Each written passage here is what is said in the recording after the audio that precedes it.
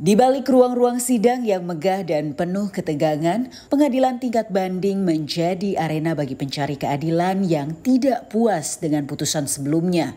Proses ini menjadi krusial bagi mereka yang merasa ada kekeliruan hukum dalam keputusan pengadilan pertama. Banyak pihak berharap bahwa pengadilan tingkat banding dapat menjadi jalur koreksi yang efektif terhadap putusan yang dirasa kurang adil. Transparansi, profesionalisme hakim, serta kecepatan dalam menangani kasus menjadi beberapa faktor utama yang mempengaruhi tingkat kepuasan masyarakat.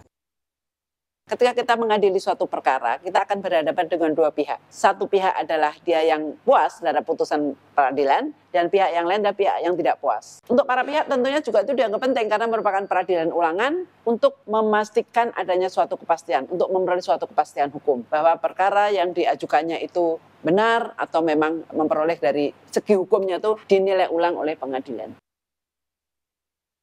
Jadi ada dua cara untuk mengajukan permohonan banding. Pertama secara manual, ya. Jadi para pihak datang ke pengadilan, kemudian menyampaikan keinginannya untuk mengajukan banding dalam waktu yang telah ditentukan. Untuk perkara pidana itu 7 hari setelah putusan diucapkan, untuk perkara perdata 14 hari setelah putusan diucapkan atau diberitahukan. Cara kedua adalah secara elektronik. Saat ini hampir 100%, sudah 99% barangkali di seluruh Indonesia pengadilan itu telah menerapkan peradilan secara elektronik. Mereka tinggal memasukkan keinginannya ya melalui mengupload banding itu melalui sistem informasi perkara.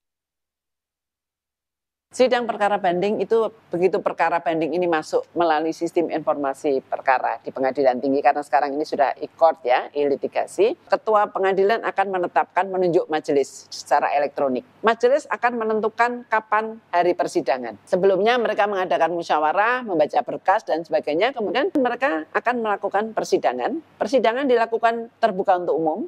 Persidangan setelah diucapkan putusannya, panitera akan mengupload putusan itu ke sistem informasi perkara. Panitera akan menandatangani, memberitahukan kepada pengadilan pengaju ya, pengadilan yang mengajukan banding tersebut.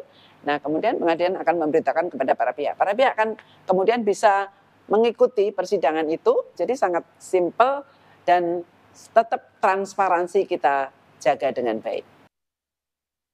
Pertama, seringnya para pihak ini tidak menggunakan kesempatan banding secara baik waktu, artinya. Tadi kan saya katakan bahwa untuk mengajukan permohonan banding ini ada batas waktunya. Jika perkara perdata adalah 14 hari, jika perkara pidana 7 hari. Nah, ini kadang-kadang terlambat. Jadi keterlambatan dalam mengajukan permohonan banding ini kan sebetulnya sangat merugikan. Kesempatan untuk menguji ulang putusan pengadilan negeri itu menjadi hilang. Secara teknis ya, dari pengadilan negeri atau pengadilan pengaju itu kelengkapan berkas tidak lengkap. Yang dikirim kadang-kadang terlewat, misalnya ada surat kuasanya terlewat, izin beracara terlewat dan sebagainya, sehingga ketika kita memeriksa itu kita mesti harus cari-cari lagi bukti-buktinya juga tidak lengkap.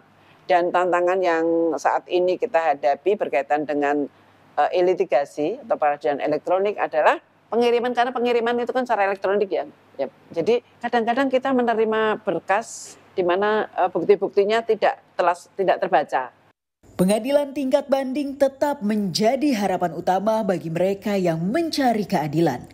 Meski ada berbagai tantangan, dengan reformasi yang tepat, lembaga ini dapat terus meningkatkan kredibilitasnya dan memenuhi ekspektasi masyarakat.